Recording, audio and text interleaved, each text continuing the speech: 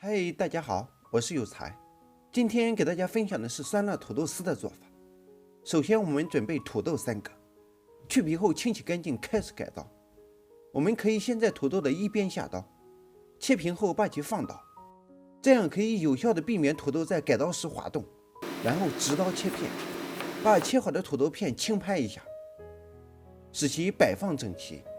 对于新手或想练习刀工的朋友来说，入门的刀法是这样的：一手按住食材，两指弯曲并拢，指关节前凸，指甲后缩，弯曲的两指顶住刀背，并使刀与食材呈垂直状。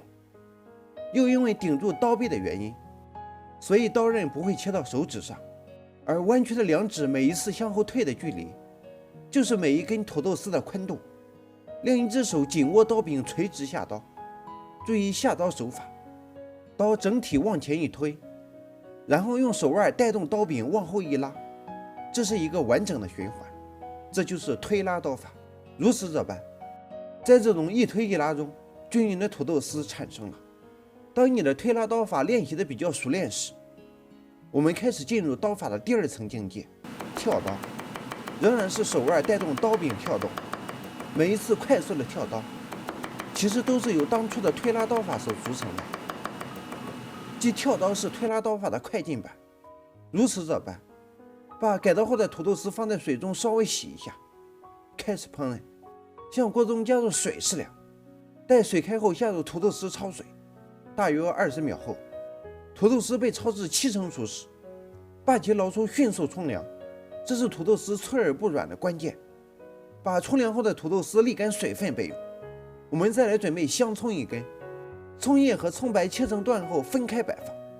然后我们把锅烧热，锅烧热后加入色拉油少许，待油温烧热时，把提前准备好的葱白段、蒜片、干辣椒倒入锅中，烧8辣几下。当辣椒段的颜色由红变微黄时，这表明辣椒的干香味已经被激发了出来。